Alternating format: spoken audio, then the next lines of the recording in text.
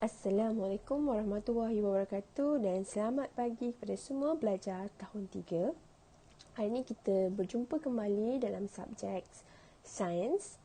Okey, kita masih lagi di dalam tajuk tumbuh-tumbuhan, tetapi hari ini kita nak tengok apakah kepentingan pembiakan tumbuh-tumbuhan dan teknologi pembiakan tumbuh-tumbuhan.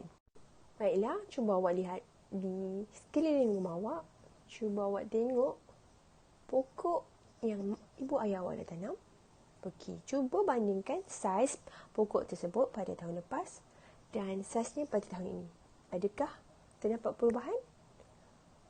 Kemudian, cuba awak tengok pokok-pokok lain. Adakah ada pertambahan bilangan? Ya, ada setengah pokok yang bilangannya sudah bertambah. Kenapa? Tumbuh-tumbuhan sentiasa membiak untuk menambah bilangannya dan supaya dapat mengekalkan spesiesnya. Okey. Baiklah murid-murid, apakah yang dimaksudkan dengan spesies? Spesies ialah golongan benda hidup yang mempunyai sifat atau jenis yang sama. Contoh dia spesies ikan. Kita ada macam-macam jenis ikan, tapi spesies dia ialah ikan. Okey, kita ada ikan telipia, ikan apa lagi? Ikan keli, contoh dia. Ataupun contoh lain, kita ada spesies kaktus. Kita ada kaktus tetapi dengan pelbagai rupa, pelbagai bentuk, pelbagai jenis. Okey. Ada kaktus tapi dia masih lagi ada ciri-ciri sama. Contohnya berduri. Itu yang dimasukkan dengan spesies. Baiklah murid-murid, apa pula kepentingan pembiakan tumbuh-tumbuhan tadi? Okey. Jom awak perhatikan gambar seterusnya ini. Okey. Cuba awak tengok situasi yang pertama ini. Burung ni berkata, kita beruntung kerana tumbuh-tumbuhan di sini sentiasa tumbuh semula. Bolehlah kita sentiasa mendapat makanan. Jadi daripada situasi ini, apakah kepentingan pembiakan tumbuh-tumbuhan? Cuba antum fikirkan. Dia sentiasa tumbuh semula. Bolehlah kita sentiasa mendapat makanan. Jadi, kepentingan yang pertama ialah mengekalkan sumber makanan. Jadi, bila contoh dia kat situ kambing dengan lembu. Contoh dia kambing dan lembu tu makan rumput. Hari-hari makan rumput. Jadi, rumput yang dimakan tu akan tumbuh semula. Jadi tak adalah binatang-binatang kambing dan lembu tadi tu kehabisan makanan. Jadi sentiasa ada makanan untuk mereka makan setiap hari. Itulah kepentingan dia. Okay, murid-murid, apa yang terjadi jika pembiakan tidak berlaku kepada tumbuh-tumbuhan? Maksudnya, bila awak makan satu pokok tu, dia tak tumbuh, dia mati dah, dia tak membesar lagi. Jadi, dia memberi kesan kepada kehidupan seperti manusia dan binatang. Kerana bila satu-satu pokok tu kita ambil dan dia terus mati, kita punya bekalan makanan akan berkurang. Okay? So, kuranglah makanan kita. Perhatikan pula situasi yang kedua ini. Monyet berkata, habitat kita di sini telah musnah. Nasib baiklah pokok-pokok di hutan sebelah masih ada dan sentiasa tumbuh. Dapatlah kita berlindung di sana. Okey kelas? Malimah nak tanya, apakah yang dimaksudkan dengan habitat? Sekali lagi, habitat. Seperti yang dikatakan oleh monyet. Ada sesiapa tahu? Habitat ialah tempat tinggal semula jadi yang memenuhi keperluan makanan, tempat tinggal dan keselamatan. Contohnya, kalau monyet kat sini, tempat tinggal dia adalah hutan. Okey? Tapi apa yang telah terjadi? Pokok-pokok di hutan yang mereka tinggal telah dipotong. Tetapi mereka rasa bersyukur lagi kerana terdapat hutan di sebelah. Jadi mereka boleh selamatkan diri mereka. Tapi, jikalau perkara ni berterusan, kita tebang semua pokok, musnahlah habitat atau tempat tinggal haiwan liar. Betul tak? Jadi kepentingan kedua ialah mengekalkan habitat ataupun tempat tinggal. Yang pertama, tempat tinggal haiwan dan juga tempat tinggal tumbuh-tumbuhan itu sendiri. Okey, jadi ia sangat penting. Okey. So bila sesuatu tumbuhan tu mati, adalah ganti baru. So habitat dia terjamin. Lihat situasi ketiga. Anak dia berkata, wah, segarnya udara di sini. Okey. So jadi pokok tu berkata, tentulah kerana saya dan kawan-kawan saya sentiasa ada untuk membekalkan oksigen kepada kamu.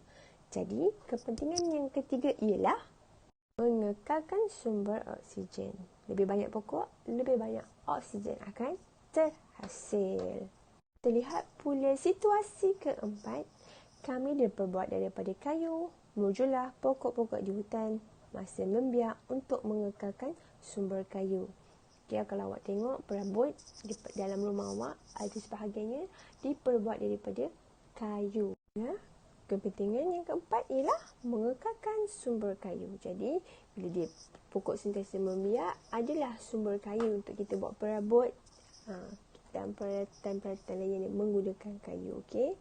So, seterusnya kita akan tengok pula, kita nak lihat pula teknologi pembiakan tumbuh-tumbuhan. Tahukah kamu, kita juga boleh membiarkan tumbuh-tumbuhan menggunakan teknologi? Okey, kenapa kita nak gunakan teknologi?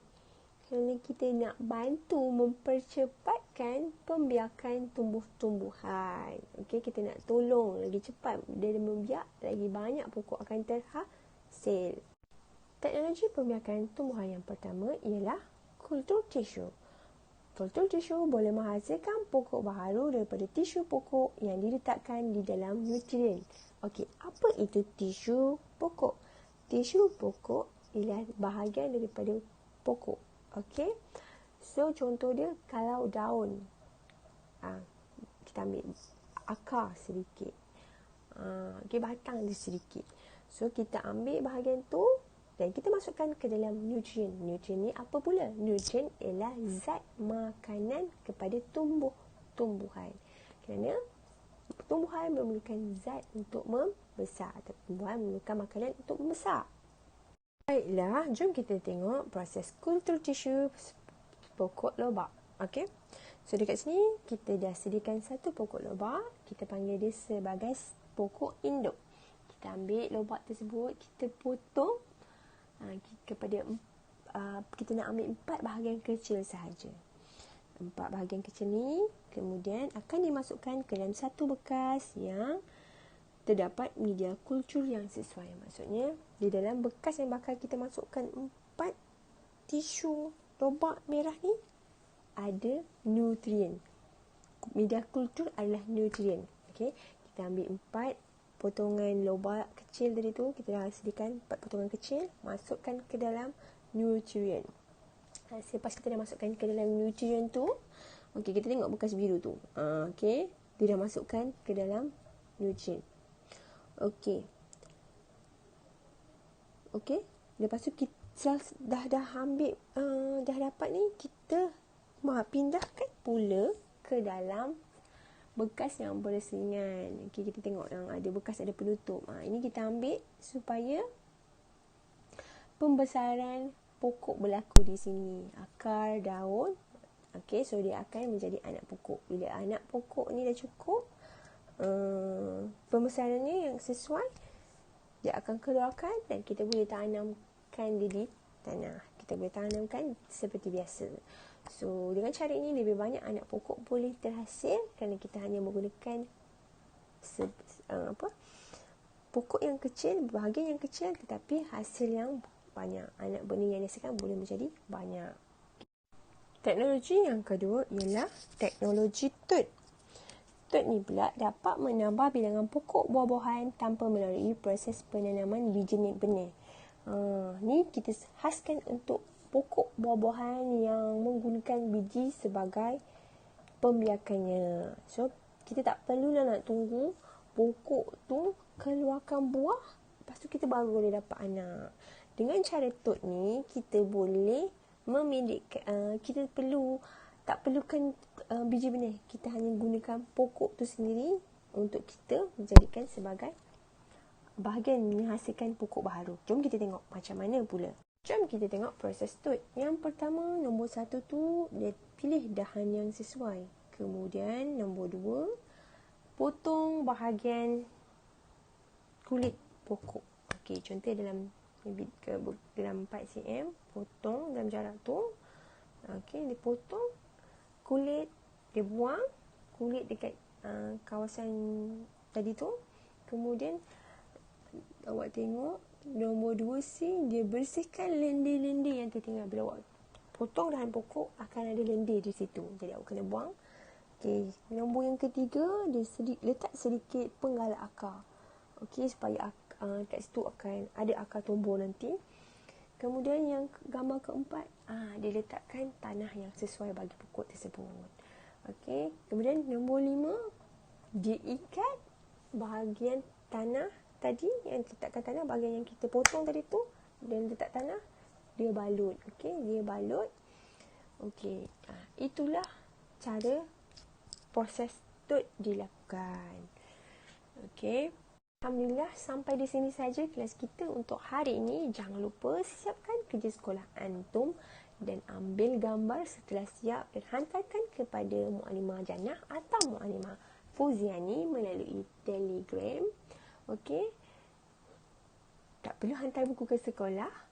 Okey. Assalamualaikum warahmatullahi wabarakatuh.